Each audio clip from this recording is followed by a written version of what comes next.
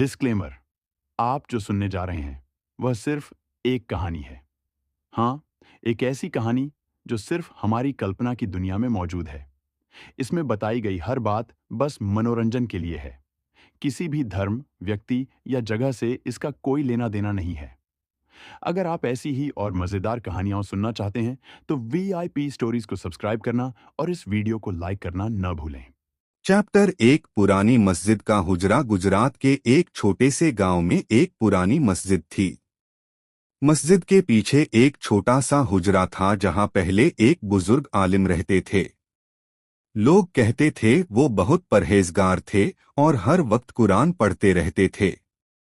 उनके इंतकाल के बाद हुजरा खाली हो गया। कोई वहां नहीं रहता था। नया लड़का उसी गांव में एक लड़का रहता था। उसका नाम था आरिफ।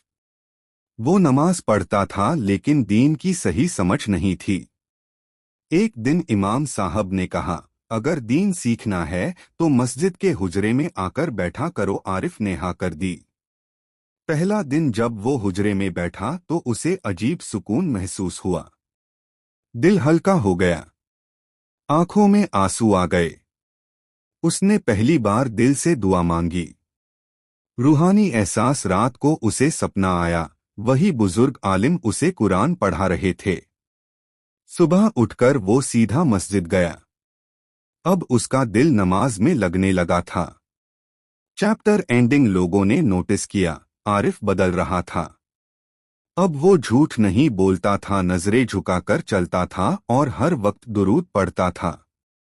इमाम साहब मुस्कुराए और बोले, यह हुजरा आज भी दीन सिखाता है। Outro line. क्या आरिफ दीन का आलिम बनेगा? क्या उसे उस बुजुर्ग का कोई राज पता चलेगा? देखो अगला भाग। चैप्टर 2 हुजरे का राज। चैप्टर 2 पहली दस्तक। रात का वक्त था। मस्जिद के पीछे बना पुराना हुजरा अंधेरे में डूबा हुआ था। इमरान ने वुजू किया और धीरे धीरे हुजरे की तरफ बढ़ा। उसके दिल में हल्का सा डर था, लेकिन मौलाना साहब की बात याद थी। डर लगे तो आयतुल कुर्सी पढ़ना। जैसे ही वह दरवाजे के पास पहुंचा, ठक ठक ठक, अंदर से दस्तक की आवाज आई। इमरान जम गया। हुजरे के अंदर तो कोई नहीं था। फिर दस्तक कौन दे रहा था? उसने हिम्मत करके दरवाजा खोला। अंदर वही पुरानी चारपाई, टूटी हुई अलमारी और कोने में पड़ा एक पुराना तस्बीर। सब कुछ पहले जैसा था। कोई नहीं। इमरान ने सोचा शायद वहम होगा। वह चारपाई पर बैठ गया और कुरान शरीफ खोलकर पढ़ने लगा। अचानक तस्बीह अपने आप हिलने लगी। इमरान के हाथ कांपने लगे। फिर एक भारी आवाज आई, यहां से चले जाओ। इमरान ने जोर से आयतुल कुर्सी पढ़नी शुरू कर दी। जैसे जैसे वह पढ़ रहा था, हुजरे की दीवारों पर काले साए घूमने लगे। चारपाई हिलने लगी। दरवाजा अपने आप बंद हो गया। इमरान चिल्लाया, कौन है? कुछ सेकंड के लिए सब शांत हो गया। फिर उसके कान के पास फुसफुसाहट आई, मैं यहां 100 साल से हूं। इमरान डर के मारे जमीन पर गिर पड़ा। जब उसकी आंख खुली तो सुबह हो चुकी थी। वह हुजरे के बाहर पड़ा था। मौलाना साहब उसके पास खड़े थे। उन्होंने पूछा, तुम अंदर गए थे? इमरान ने कांपती आवाज में कहा, वो अभी भी अंदर है। मौलाना साहब का चेहरा बदल गया। उन्होंने धीरे से कहा, आज रात हम दोनों साथ चलेंगे। और यहीं से असली लड़ाई शुरू होने वाली थी। And hook. यूट्यूब के लिए। क्या मौलाना साहब जिन का सामना कर पाएंगे? हुजरे में आखिर क्या छिपा है? जानने के लिए सुनिए चैप्टर 3। चैप्टर 3 काली परछाई। रात फिर से उतर आई थी। मस्जिद के आंगन में सन्नाटा था।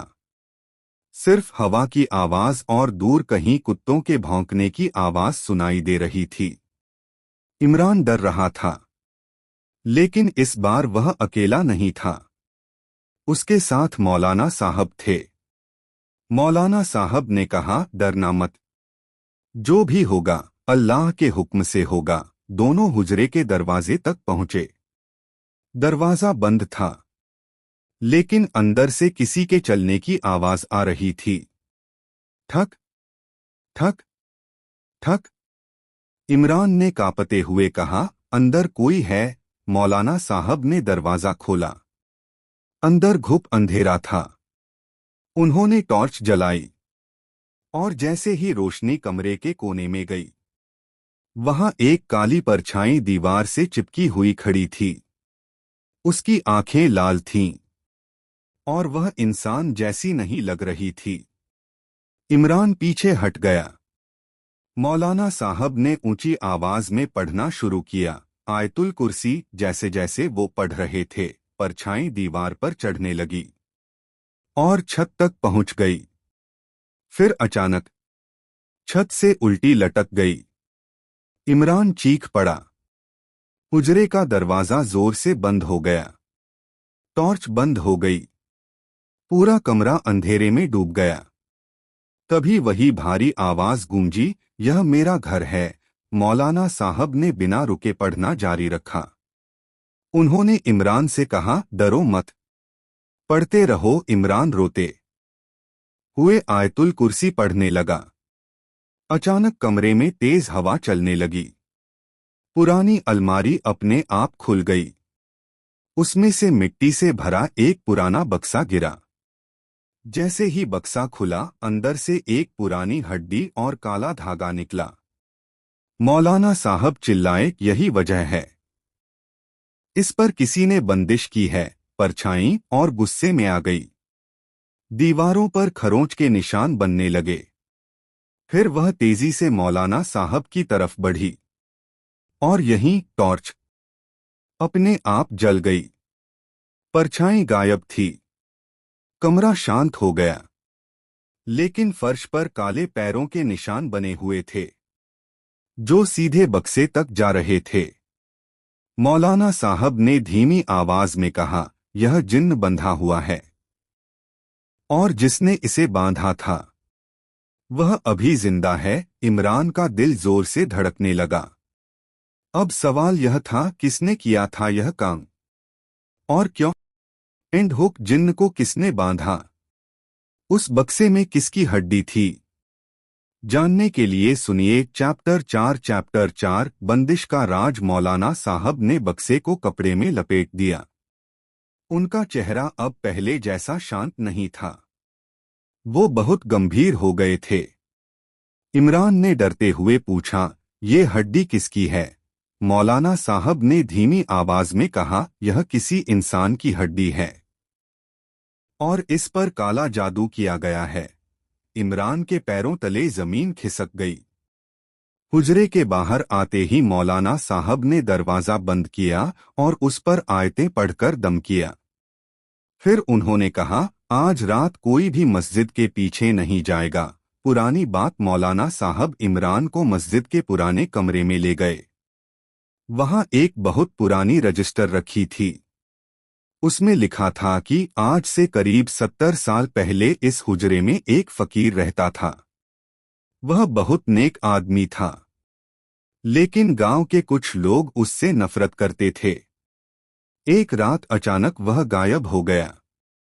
किसी को नहीं पता चला कि उसके साथ क्या हुआ। इमरान ने घबराकर पूछा, क्या वही? मौलाना साहब ने सिर हिला दिया। हाँ, लगता है उसी फकीर को मारकर उसकी हड्डी से जिन्न को बांध दिया गया। अचानक तभी मस्जिद की लाइट अपने आप झपकने लगी और बाहर से फिर वही आवाज आई, ठक ठक ठक। लेकिन इस बार हुजरे से नहीं, मस्जिद के दरवाजे से। इमरान ने डरकर कहा, कौन हो सकता है इतनी रात में? मौलाना साहब दरवाजे की तरफ बढ़े। जैसे ही उन्होंने दरवाजा खोला, बाहर कोई नहीं था, लेकिन जमीन पर गीली मिट्टी से बने पैरों के निशान थे, जो अंदर मस्जिद की तरफ जा रहे थे। इमरान कांपने लगा। मौलाना साहब ने तुरंत कहा, वो अब बाहर आ गया है। अचानक पीछे से कुरान रखने वाली अलमारी जोर से गिर गई और अंदर से वही आवाज गूंजी, मुझे आजाद करो। इमरान रोने लगा। मौलाना साहब कुछ कीजिए। मौलाना साहब ने बक्से को कसकर पकड़ा और कहा, कल रात से पहले इसे खत्म करना होगा, वरना यह जिन्न किसी को मार देगा। और जैसे ही उन्होंने यह कहा, मस्जिद की सारी लाइट बंद हो गई। पूरा कमरा अंधेरे में डूब गया और इमरान के पीछे किसी ने फुसफुसाया, अगला नंबर तुम्हारा है। And hook. क्या इमरान जिंदा बचेगा? जिन्न को कैसे खत्म किया जाएगा? जानने के लिए सुनिए चैप्टर 5 चैप्टर 6 अमल की रात। आज वही रात थी, फैसले की रात। मौलाना साहब और इमरान हुजरे के अंदर बैठे थे। बीच में मिट्टी का बक्सा रखा था, उसमें हड्डी और काला धागा था। चारों तरफ नमक की लकीर बनाई गई थी। मौलाना साहब ने कहा, इस दायरे से बाहर मत जाना, चाहे कुछ भी हो जाए। इमरान का दिल बहुत तेज धड़क रहा था। अमल शुरू। मौलाना साहब ने पढ़ना शुरू किया। पहले सब शांत था, फिर धीरे धीरे हुजरे की दीवारों पर काले धब्बे बनने लगे, जैसे कोई अंदर से जल रहा हो। हवा भारी हो गई। अचानक दरवाजा अपने आप खुल गया। ठाक बाहर घना अंधेरा था और उस अंधेरे में दो लाल आंखें चमक रही थीं। जिन्न आ चुका था। डर की हद। जैसे जैसे पढ़ाई तेज हुई, जिन्न अंदर आने की कोशिश करने लगा, लेकिन नमक की लकीर से टकराकर पीछे हट जाता। वह गुस्से में चिल्लाया, मुझे आजाद करो। पूरा हुजरा हिलने लगा। छत से मिट्टी गिरने लगी। इमरान रोने लगा लेकिन पढ़ता रहा। धोखा। अचानक इमरान की मां की आवाज आई, इमरान बेटा बाहर आओ। इमरान चौंक गया। वह उठने लगा। मौलाना साहब चिल्लाए, बैठ जाओ, ये जिन्न का धोखा है। तभी दरवाजे पर इमरान की मां जैसी शक्ल दिखाई दी, रोते हुए, बेटा मुझे बचाओ। इमरान टूट गया। उसने नमक की लकीर के बाहर पैर रख दिया और उसी पल जिन्न बिजली की तरह अंदर घुस आया। कमरे की सारी लाइट बंद। ठंडी हवा का तूफान। मिट्टी का बक्सा अपने आप खुल गया। हड्डी हवा में उठ गई। जिन्न ने कहा, अब कोई मुझे नहीं रोक सकता। मौलाना साहब ने जोर से पढ़ना शुरू किया और इमरान को वापस दायरे में खींच लिया। लेकिन अब जिन्न हुजरे के अंदर था और पहले से ज्यादा ताकतवर। सबसे बड़ा खतरा, जिन्न छत पर चढ़ गया। दीवारों पर उल्टा चलने लगा। उसकी आवाज पूरे कमरे में गूंज रही थी, आज कोई नहीं बचेगा। मौलाना साहब ने हड्डी की तरफ हाथ बढ़ाया। अगर हड्डी टूट जाती तो बंदिश खत्म हो जाती। लेकिन तभी जिन्न सीधा उनकी तरफ झपटा और यहीं अमल अपने सबसे खतरनाक मोड़ पर पहुंच गया। And hook. क्या मौलाना साहब हड्डी तोड़ पाएंगे? क्या जिन्न आजाद हो जाएगा? जानने के लिए सुनिए चैप्टर 7 कब्र का रहस्य। रात का तीसरा पहर था। आसमान काला था और हवा बिल्कुल बंद। मौलाना साहब और इमरान हुजरे के अंदर बैठे थे। बीच में मिट्टी का बक्सा रखा था, उसके अंदर वही हड्डी और काला धागा था। दोनों लगातार पढ़ रहे थे। अचानक हुजरे की जमीन से धड़ धड़ धड़ की आवाज आने लगी। इमरान डर गया। ये नीचे क्या है? मौलाना साहब ने पढ़ना नहीं रोका। उन्होंने बस इतना कहा, जमीन के नीचे कुछ है। आवाज तेज होती गई। फिर अचानक हुजरे की मिट्टी खुद ब खुद फटने लगी। जमीन के बीच में दरार पड़ गई और उस दरार से हाथ बाहर आया, मिट्टी से भरा हुआ, सूखा हुआ। इमरान चीख पड़ा। धीरे धीरे पूरी जमीन खुल गई। नीचे एक पुरानी कब्र थी। मौलाना साहब की आंखें चौड़ी हो गईं।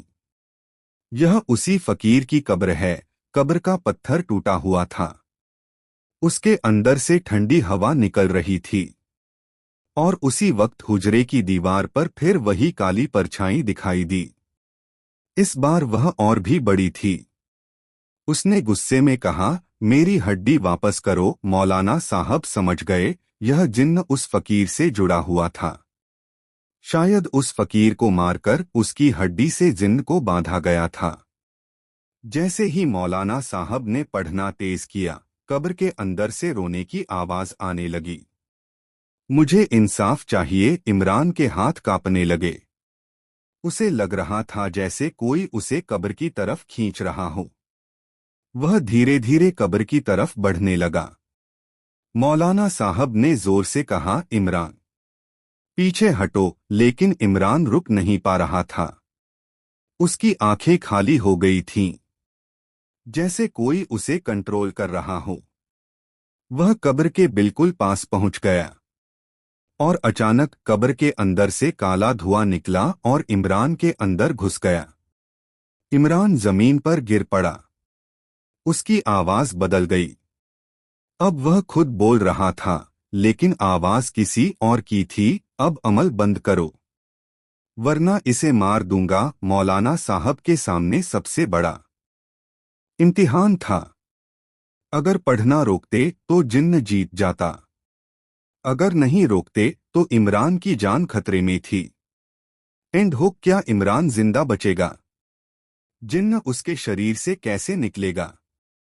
जानने के लिए सुनिए चैप्टर 8। कब्जा। जिन्न पूरी ताकत से मौलाना साहब पर झपटा। इमरान ने पहली बार जिन्न का असली चेहरा देखा। काली परछाई, लाल आंखें और लंबा सा साया जो दीवारों से भी बड़ा था। मौलाना साहब गिर पड़े। हड्डी उनके हाथ से दूर जा गिरी। जिन्न हंसा, अब कोई मुझे नहीं रोक सकता। इमरान अकेला। इमरान डर गया। मौलाना साहब जमीन पर थे। जिन्न धीरे धीरे इमरान की तरफ बढ़ने लगा। कमरे की हवा भारी हो गई, सांस लेना मुश्किल। इमरान को लगा जैसे कोई उसका गला दबा रहा हो। वह आयतुल कुर्सी पढ़ने लगा, लेकिन आवाज नहीं निकल रही थी। जिन्न उसके बिल्कुल पास आ गया और अचानक काला धुआं बनकर सीधा इमरान के अंदर चला गया। इमरान जोर से चिल्लाया और जमीन पर गिर पड़ा। जिन्न का कब्जा। कुछ सेकंड बाद इमरान खड़ा हुआ, लेकिन अब उसकी आंखें लाल थीं। आवाज बदल चुकी थी। अब यह शरीर मेरा है। मौलाना साहब उठे और समझ गए, जिन्न ने इमरान पर कब्जा कर लिया है। उन्होंने जोर से पढ़ना शुरू किया। इमरान तड़पने लगा, कभी हंसता, कभी रोता, कभी दीवार से सिर मारता। जिन्न बोल रहा था, अगर पढ़ना नहीं रोका तो मैं इसे मार दूंगा। मौलाना साहब की आंखों में आंसू आ गए, लेकिन उन्होंने पढ़ना नहीं रोका। कब्र की आवाज। तभी हुजरे की टूटी हुई जमीन से फिर वही आवाज आई, मुझे इंसाफ दो। फकीर की कब्र से रोशनी निकली। हड्डी अपने आप कब्र की तरफ खिसकने लगी। जिन्न गुस्से में चिल्लाया, नहीं। इमरान का शरीर हवा में उठ गया।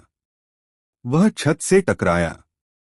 मौलाना साहब ने पूरी ताकत से पढ़ा और हड्डी को उठाकर कब्र में डाल दिया। असर शुरू। जैसे ही हड्डी कब्र में गई, कमरे में तेज रोशनी फैल गई। जिन्न इमरान के शरीर से बाहर निकलने लगा। काला धुआं, चीखें और भयानक हवा। इमरान जमीन पर गिर पड़ा, लेकिन जिन्न अभी पूरी तरह खत्म नहीं हुआ था। वह हुजरे के बीच में एक बड़े साये की तरह खड़ा था और गुस्से में बोला, मैं वापस आऊंगा। फिर अचानक सब कुछ शांत हो गया। हवा रुक गई, रोशनी खत्म, हुजरा फिर से खाली। लेकिन इमरान धीरे धीरे उठ बैठा। उसकी आंखें फिर से सामान्य थीं। मौलाना साहब ने शुक्र अदा किया। उन्हें लगा सब खत्म हो गया। लेकिन तभी हुजरे की दीवार पर एक नया काला निशान बना और उस पर लिखा था, अभी खत्म नहीं हुआ। And hook. जिन्न सच में चला गया या वापस आएगा? दीवार पर लिखा किसने? जानने के लिए सुनिए चैप्टर 9 अधूरी रुखसती। सुबह की अजान हो चुकी थी। मस्जिद में नमाज के लिए लोग आने लगे थे, लेकिन इमरान और मौलाना साहब पूरी रात के बाद भी डरे हुए थे। हुजरे की दीवार पर बना काला निशान अभी भी मौजूद था। मौलाना साहब ने उसे हाथ से मिटाने की कोशिश की, लेकिन वह और गहरा हो गया। यह निशान इंसानी नहीं है, उन्होंने धीमी आवाज में कहा। नया डर। इमरान ने देखा कि हुजरे के अंदर तापमान फिर से ठंडा होने लगा, जबकि बाहर धूप निकल आई थी। मतलब जिन्न पूरी तरह गया नहीं था। मौलाना साहब ने कहा, हमने इसकी बंदिश तोड़ दी है, लेकिन इसे सही तरह रुखसत नहीं किया। इमरान घबरा गया, अब क्या होगा? पहला असर उसी वक्त मस्जिद के बाहर से शोर आया। एक आदमी भागता हुआ आया और बोला, मौलाना साहब, पीछे वाले कुएं के पास अजीब आवाजें आ रही हैं। मौलाना साहब और इमरान तुरंत वहां पहुंचे। कुएं के पास ठंडी हवा चल रही थी, पानी अपने आप हिल रहा था, और अंदर से वही आवाज आ रही थी, मुझे आजाद करो। इमरान का दिल बैठ गया। जिन्न अब हुजरे से निकलकर पूरे इलाके में घूम रहा था। सच्चाई सामने कुएं के पास जमीन पर एक पुरानी लोहे की कील गड़ी हुई थी। उस पर काला धागा बंधा था। मौलाना साहब ने जैसे ही उसे देखा, वो समझ गए, यह पूरा इलाका बंदिश में है। सिर्फ हुजरा नहीं, मतलब जिसने जादू किया था उसने पूरे मस्जिद के पीछे वाले हिस्से को बांध दिया था। खतरे की वापसी। अचानक कुएं के पानी से काला धुआं निकला और पानी में एक चेहरा दिखाई दिया, वही लाल आंखें। इमरान पीछे हट गया। जिन्न की आवाज आई, अब मेरी जगह बड़ी है। हवा तेज चलने लगी, पेड़ हिलने लगे, आसमान काला हो गया। मौलाना साहब ने इमरान से कहा, अब यह आखिरी मुकाबला होगा। आज रात इसे हमेशा के लिए खत्म करना होगा। इमरान ने डरते हुए पूछा, कैसे? मौलाना साहब बोले, जहां इसे बांधा गया था वहीं इसे रुखसत करना होगा, और वह जगह थी मस्जिद के पीछे का पुराना कब्रिस्तान।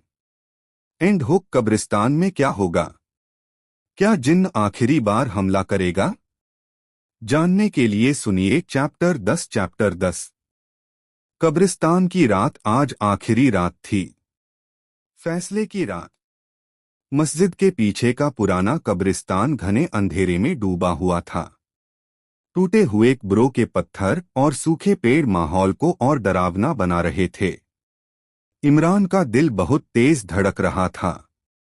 मौलाना साहब ने कहा, डरना मत, आज इसे हमेशा के लिए रुखसत करेंगे। अमल की जगह कब्रिस्तान के बीच एक बहुत पुरानी कब्र थी।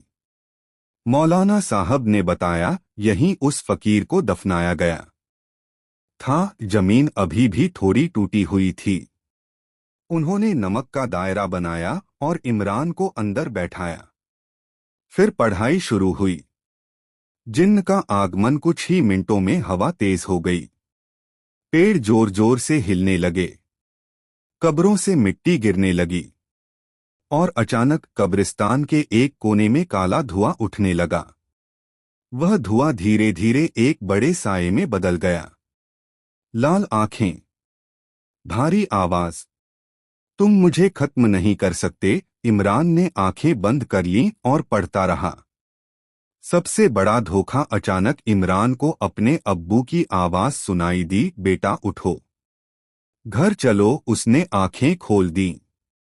नमक का दायरा धुंधला लगने लगा। उसे लगा वह सच में अपने अब्बू को देख रहा है। वह उठने ही वाला था, तभी मौलाना साहब चिल्लाए, यह जिन्न का धोखा है। इमरान रो पड़ा लेकिन बैठा रहा। अमल का असर। मौलाना साहब ने जोर से पढ़ना शुरू किया। जैसे जैसे पढ़ाई तेज हुई, जिन्न पीछे हटने लगा। उसकी आवाज कमजोर होने लगी। फिर अचानक कब्र से तेज रोशनी निकली, और उसी रोशनी में एक बूढ़े फकीर की परछाई दिखाई दी। उसकी आवाज आई, मुझे इंसाफ मिल गया। जिन्न चीखा। काला धुआं हवा में फैल गया और धीरे धीरे गायब होने लगा। आखिरी निशान, सब कुछ शांत हो गया। हवा रुक गई। कब्रिस्तान सामान्य हो गया। इमरान ने राहत की सांस ली। उसे लगा सब खत्म हो गया। लेकिन तभी उसके हाथ पर एक काला निशान उभर आया। वही निशान जो हुजरे की दीवार पर था। मौलाना साहब ने उसे देखा और उनका चेहरा फिर से गंभीर हो गया। यह निशान बता रहा है, कहानी अभी खत्म नहीं हुई। And hook. इमरान के हाथ पर निशान क्यों आया? क्या जिन्न सच में खत्म हुआ? जानने के लिए सुनिए चैप्टर 11।